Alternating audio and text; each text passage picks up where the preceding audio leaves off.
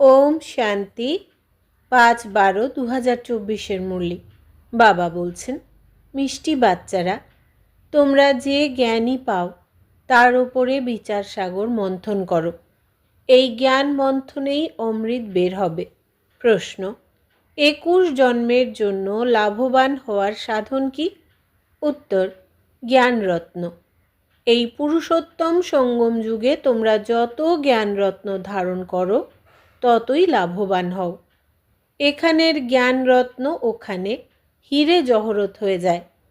আত্মা যখন জ্ঞানরত্ন ধারণ করবে, মুখ থেকে যখন জ্ঞানরত্ন নির্গত হবে, রত্নই শুনবে আর শোনাবে, তখন তার আনন্দিত চেহারায় বাবার নাম উজ্জ্বল হবে।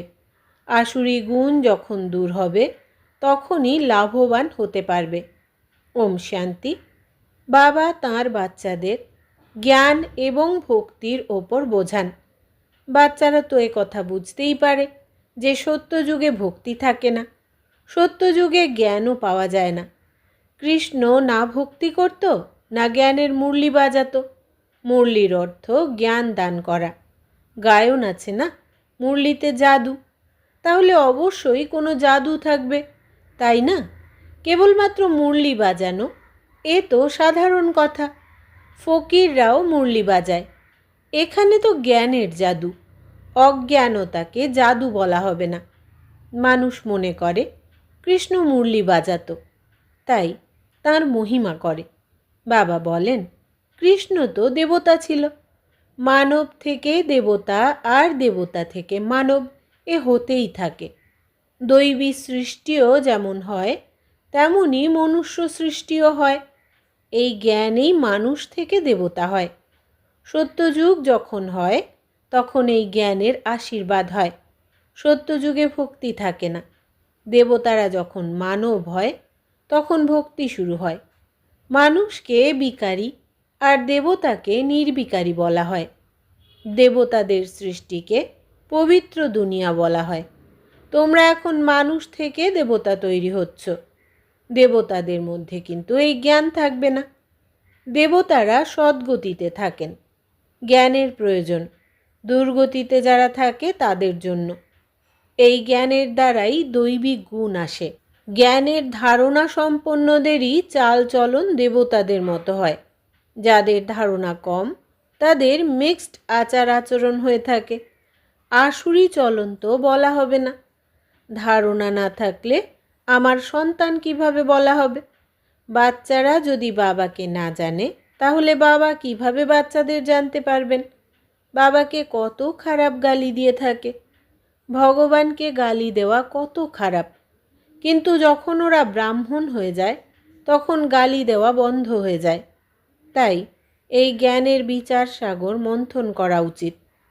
ছাত্ররা বিচার সাগর মন্থন করে জ্ঞানের উন্নতি করে। তোমরা এই জ্ঞান পেয়েছ, এর ওপরে বিচার সাগর মন্থন করলে অমৃত বেরিয়ে আসবে। বিচার সাগর মন্থন না করলে কি মন্থন করবে? আসুরি বিচার মন্থন করলে আবর্জনা বের হয়। তোমরা এখন হলে গডলি স্টুডেন্ট। তোমরা জানো যে বাবা তোমাদের মানুষ থেকে দেবতা হওয়ার পাঠ পড়াচ্ছেন। দেবতারা তো আর পড়াবে না। দেবতাদের কখনোই জ্ঞানের সাগর বলা হয় না। বাবাই হলেন জ্ঞানের সাগর। তাই নিজেদের প্রশ্ন করা উচিত, আমাদের মধ্যে সমস্ত দৈবী গুণ আছে তো? যদি আসুরি গুণ থাকে, তবে তা দূর করে দেওয়া উচিত। তখনই তোমরা দেবতা হতে পারবে। তোমরা এখন পুরুষোত্তম সঙ্গম যুগে রয়েছ। তোমরা পুরুষোত্তম তৈরি হচ্ছ। তাই পরিবেশও খুব সুন্দর তৈরি হওয়া উচিত। ছি ছি কথা মুখ থেকে নির্গত হওয়া উচিত নয়, না হলে তোমাদের কম মানের বলা হবে। পরিবেশ দেখেই চট করে তা বুঝতে পারা যায়। মুখ থেকে দুঃখ দেওয়ার মতো কথাই বের হয়। বাচ্চারা, তোমাদের বাবার নাম উজ্জ্বল করতে হবে। সর্বদা তোমাদের চেহারা প্রস্ফুটিত থাকা চাই। মুখ থেকে সর্বদা যেন রত্নই নির্গত হয়। এই লক্ষ্মী নারায়ণের চেহারা কত হাসি খুশি। এদের আত্মা জ্ঞান রত্ন ধারণ করেছিল। এরা মুখ থেকে এই রত্নই বের করেছিল। এরা রত্নই শুনত আর শোনাতো। তোমাদের কত খুশিতে থাকা উচিত। এখন তোমরা যেই জ্ঞান রত্ন ধারণ করছো তাই প্রকৃত হীরে জহরত হয়ে যায়। 9 রত্নের মালা কোনো হীরে জহরতের নয়, ওই চৈতন্য রত্নের মালা। মানুষ কিন্তু ওই রত্ন মনে করে হাতে আংটি ইত্যাদি ধারণ করে। জ্ঞান রত্নের মালা এই পুরুষোত্তম সঙ্গম যুগেই তৈরি হয়। এই রত্নই 21 জন্মের জন্য লাভবান করে দেয়, যা কেউই লুণ্ঠন করতে পারে না। এখানে ওই রত্ন ধারণ করলে চট করে কেউ লুণ্ঠন করে নেবে, তাই নিজেদের খুবই বুদ্ধিমান বানাতে হবে। আসুরি গুণকে দূর করতে হবে। আসুরি গুণের মানুষের চেহারাই এমন হয়ে যায়, তাদের মুখ ক্রোধে তো লাল তাওয়ার মতো হয়ে যায়। কাম বিকারের মানুষের মুখ তো একদম কালো হয়ে যায়। কৃষ্ণকেও তো কালো দেখানো হয়, বিকারের কারণেই গৌড় থেকে কালো হয়ে গেছে। বাচ্চারা, তোমাদের প্রতিটি কথার বিচার সাগর মন্থন করা উচিত। এই পাঠ হলো অনেক সম্পদ অর্জনের পাঠ। বাচ্চারা, তোমরা তো শুনেছ যে কুইন ভিক্টোরিয়ার উজির খুবই গরিব ছিল, মাটির প্রদীপ জ্বালিয়ে পড়ত। কিন্তু ওই পড়া এমন কোনো রত্নই নয়। এই নলেজ পড়ে তোমরা পুরো পজিশন নিয়ে থাকো। তাহলে এই ঈশ্বরীয় পড়াই তো কাজে এলো। অর্থ নয়, পড়াশোনাই হলো ধন। সেটা হলো লৌকিক ধন, আর এ হলো অসীম জাগতিক ধন। তোমরা এখন বুঝতে পারো, বাবা আমাদের পড়িয়ে এই বিশ্বের মালিক বানিয়ে দেন। ওখানে তো অর্থ উপার্জনের জন্য কেউই পড়া পড়বে না। ওখানে তো এখনকার পুরুষার্থের অগাধ সম্পদের অধিকারী হওয়া যায়। সেই সম্পদ অবিনাশী হয়ে যায়। দেবতাদের কাছে কত ধন সম্পদ ছিল, তারপর বাম মার্গে রাবণ রাজ্যে যখন আসে তখন কত সম্পদ থাকে। তাদের কত মন্দির বানানো হয়। তার পরবর্তীকালে মুসলমানেরা সব লুণ্ঠন করে নেয়। দেবতারা কত ধনবান ছিল। আজকালকার পড়ায় এত ধনবান হতে পারে না। তাহলে এই পড়ায় দেখো মানুষ কি থেকে কি হয়ে যায়, গরিব থেকে বিত্তবান হয়ে যায়। এখন ভারতকে দেখো কত গরিব হয়ে গেছে। যারা নামে বিত্তবান তাদের তো কোনো সময়ই নেই। নিজের ধন সম্পদ এবং পদের কত অহংকার থাকে। এতে অহংকার ইত্যাদি দূর হয়ে যাওয়ার প্রয়োজন। আমরা হলাম আত্মা। আত্মার কাছে ধন দৌলত, হিরে জহরত আদি কিছুই নেই। বাবা বলেন, মিষ্টি বাচ্চারা, দেহ সহ দেহের সব সম্বন্ধকে ত্যাগ করো। আত্মা যখন শরীর ত্যাগ করে তখন এই বিত্ত ইত্যাদি সবই শেষ হয়ে যায়। তারপর যখন নতুনভাবে পড়বে, অর্থ উপার্জন করতে পারবে, তখন ধনবান হতে পারবে। অথবা অনেক দান পুণ্য করলে বিত্তবানের ঘরে জন্ম নেবে।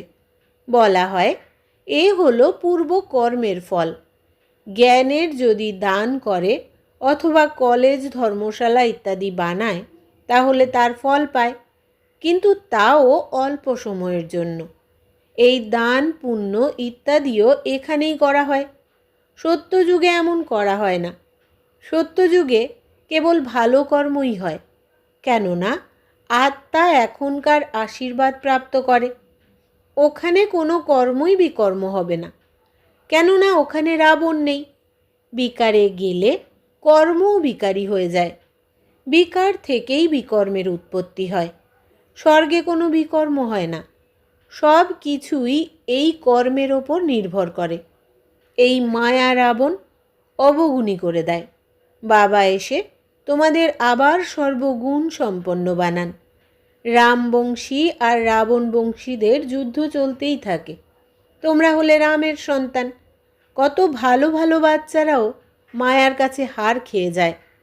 বাবা তাদের নাম বলেন না, তবুও তিনি তাদের প্রতি আশা রাখেন। অধমের থেকেও অধমকে তো উদ্ধার করতেই হয়। বাবাকে এই সম্পূর্ণ বিশ্বের উদ্ধার করতে হয়। এই রাবণের রাজ্যে সকলেই অধম গতি প্রাপ্ত হয়েছে। বাবা তো নিজে বাঁচার ও অন্যকেও বাঁচানোর যুক্তি রোজ রোজই বোঝান। তবুও যদি নেমে যায় তাহলে অধমের থেকেও অধম হয়ে যায়। তারা তখন ওপরে উঠতে পারে না। এই অধম ভাব মনের অন্তরে দংশন করতে থাকে। যেমন বলা হয়, অন্তিম সময়ে যে যেমন স্মরণ করবে, এদের বুদ্ধিতে এই অধম ভাবই স্মরণে আসতে থাকবে। তাই বাবা বসে বাচ্চাদের বোঝান, কল্পে কল্পে তোমরাই তো শোনো যে এই সৃষ্টিচক্র কিভাবে ঘুরতে থাকে। জন্তু জানোয়ারেরা তো আর এ কথা জানবে না। তোমরাই শোনো আর তোমরাই বুঝতে পারো। মানুষ তো মানুষই। এই লক্ষ্মী নারায়ণ, এদেরও তো নাক কান ইত্যাদি সবই আছে। তাহলে তো এরাও মানুষ, তাই না? কিন্তু এদের মধ্যে দৈবী গুণ আছে, তাই এদের দেবতা বলা হয়। এরা এমন দেবতা কিভাবে হন, তারপর কিভাবে নেমে আসেন, এই চক্রের কথা তোমরাই জানো। যারা বিচার সাগর মন্থন করতে থাকবে তাদেরই ধারণা হবে, আর যারা বিচার সাগর মন্থন করবে না তাদের বুদ্ধু বলা হয়। যারা মুরলি পড়ে তাদের বিচার সাগর মন্থন চলতে থাকবে। এই বিষয়ে এমনভাবে বোঝাতে হবে। বাবা আশা রাখেন, এখন বুঝতে না পারলেও ভবিষ্যতে গিয়ে অবশ্যই বুঝতে পারবে। আশা রাখা অর্থাৎ সেবার নেশা। পরিশ্রান্ত হলে চলবে না। যদি কেউ এই পাঠের অভ্যেসের পরেও অধম হয়ে যায়, তারাও যদি আবার আসে, তাহলে তাদের তো স্নেহের সঙ্গে বসাবে, নাকি বলবে চলে যাও। তাদের অবস্থা সম্বন্ধে জিজ্ঞাসা করতে হবে, এতদিন কোথায় ছিলে, কেন আসনি? তারা তো বলবে মায়ার কাছে হেরে গেছি। তারা বুঝতেও পারে যে এই জ্ঞান খুবই সুন্দর। স্মৃতি তো থাকে, তাই না? ভক্তিতে তো জয় পরাজয়ের কোনো কথাই নেই। এ হলো জ্ঞান, একে ধারণ করতে হবে। তোমরা যতক্ষণ না ব্রাহ্মণ হচ্ছ ততক্ষণ দেবতা হতে পারবে না। খ্রিশ্চান, বৌদ্ধ, পার্সি ইত্যাদির মধ্যে ব্রাহ্মণ হয়ই না। ব্রাহ্মণের সন্তান ব্রাহ্মণ হয়, এই কথা এখন তোমরাই বুঝতে পারো। তোমরা জানো যে আলফ মানে আল্লাহকে, তাকে স্মরণ করতে হবে। আলফকে স্মরণ করলেই এই বাদশাহী পাওয়া যায়। যখন কাউকে পাবে তো তাকে বলো যে আলফ আল্লাহকে স্মরণ করো। আল্লাহকেই উচ্চ বলা হয়। বাবাকে আলফ বা আল্লাহ বলা হয়। অঙ্গুলি দিয়ে আলফের দিকে ইশারা করা হয়। সোজা ওপরে হলেন এই আলফ বা আল্লাহ। আলফকে এক বলা হয়। ভগবান হলেন একজনই, বাকি সবাই তার সন্তান। বাবাকে আলফ বা আল্লাহ বলা হয়। বাবা যেমন জ্ঞান দান করেন, তেমনি নিজের বাচ্চাও তৈরি করেন। তাই বাচ্চারা, তোমাদের কত খুশিতে থাকা উচিত। বাবা আমাদের কত সেবা করেন। তিনি আমাদের এই বিশ্বের মালিক বানান। তিনি নিজে সেই পবিত্র দুনিয়ায় আসেন না। পবিত্র দুনিয়াতে কেউই তাকে ডাকেন না। পতিত দুনিয়াতেই তাকে ডাকা হয়। পবিত্র দুনিয়াতে এসে তিনি কি করবেন? তার নামই হলো পতিত পাবন। তাই পুরানো দুনিয়াকে পবিত্র দুনিয়া বানানো হলো তার দায়িত্ব। বাবার নাম হলো শিব। বাচ্চাদের শালিগ্রাম বলা হয়। এই দুয়েরই পুজো হয়, কিন্তু যারা পূজা করেন তারা কিছুই জানেন না। ব্যাস এক রীতি রেওয়াজ বানিয়ে দিয়েছে এই পূজার জন্য। দেবীদেরও ফার্স্ট ক্লাস হিরে মুক্তোর প্রাসাদ ইত্যাদি বানিয়ে পূজা করা হয়। ওরা তো মাটির লিঙ্গ বানায় আর ভেঙে ফেলে। এই লিঙ্গ বানাতে কোনো পরিশ্রম হয় না। দেব দেবীদের মূর্তি বানাতে পরিশ্রম হয়। শিব বাবার পুজোতে কোনো পরিশ্রম লাগে না। সব কিছুই বিনা পয়সায় পাওয়া যায়। জলে পাথর ঘষা খেয়ে গোল হয়ে যায়, সম্পূর্ণ ডিমের আকার হয়ে যায়। এমনও বলা হয় যে আত্মা হলো ডিমের মতো, যা ব্রহ্মতত্ত্বে থাকে। তাই তাকে ব্রহ্মাণ্ড বলা হয়। তোমরা ব্রহ্মাণ্ডের এবং এই বিশ্বের মালিক হও। তাই প্রথমে এক বাবার সম্বন্ধে বোঝাতে হবে। শিবকে বাবা বলে সবাই স্মরণ করে। দ্বিতীয়ত ব্রহ্মাকেও বাবা বলা হয়।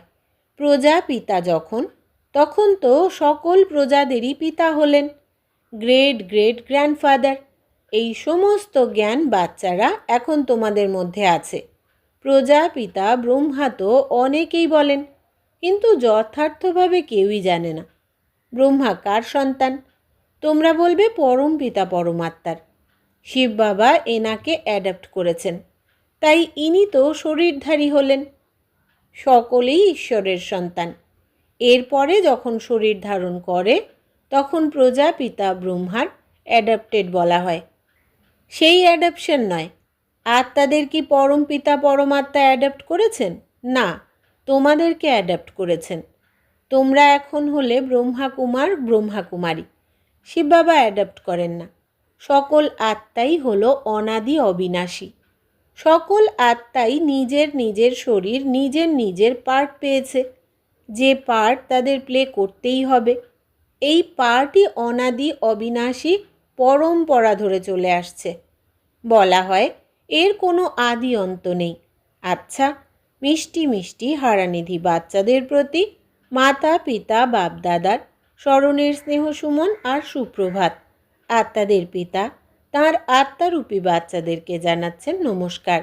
আমরা আত্মা সন্তানেরা আমাদের আত্মা পিতাকে জানাই স্মরণের স্নেহ সুমন, সুপ্রভাত আর নমস্কার।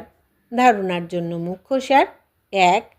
নিজের আর্থিক প্রাচুর্য, শাহুকারী, পজিশন ইত্যাদির অহংকার দূর করতে হবে। অবিনাশী জ্ঞানরত্নের দ্বারা নিজেকে লাভবান করতে হবে। সার্ভিসে কখনোই পরিশ্রান্ত হবে না। 2. বাতাবরণকে সুন্দর রাখার জন্য মুখ থেকে সর্বদা রত্ন বের করতে হবে। দুঃখ দেওয়ার মতো বাণী যেন বের না হয় তার খেয়াল রাখতে হবে। সর্বদা হাসি মুখে থাকতে হবে। বরদান: যে কোনো বায়ুমণ্ডলে মন বুদ্ধিকে সেকেন্ডে একাগ্র করতে পারা সর্বশক্তি সম্পন্ন ভব। বিস্তার: বাপ দাদা উত্তরাধিকার রূপে সকল বাচ্চাদেরকে সর্বশক্তি দিয়েছেন। স্মরণের শক্তির অর্থ হলো মন বুদ্ধিকে যেখানে লাগাতে চাও সেখানেই লেগে যাবে। যে কোনো বায়ুমণ্ডলের মধ্যে নিজের মন বুদ্ধিকে সেকেন্ডে একাগ্র করে নাও। পরিস্থিতি দোলাচলের হলেও, বায়ুমণ্ডল তমগুণী হলেও, মায়া নিজের বানানোর প্রচেষ্টা করলেও সেকেন্ডে একাগ্র হয়ে যাও। এই রকম কন্ট্রোলিং পাওয়ার থাকলে তখন বলা হবে সর্বশক্তি সম্পন্ন। স্লোগান: বিশ্ব কল্যাণের দায়িত্ব আর পবিত্রতার লাইটের মুকুট পরিধানকারীরাই ডাবল মুকুটধারী হয়। বিশ্ব কল্যাণের দায়িত্ব আর পবিত্রতার লাইটের মুকুট পরিধানকারীরাই ডাবল মুকুটধারী হয়। আচ্ছা, আজকের সমান হচ্ছে আমি মাস্টার সর্বশক্তিমান আত্মা। ওম শান্তি।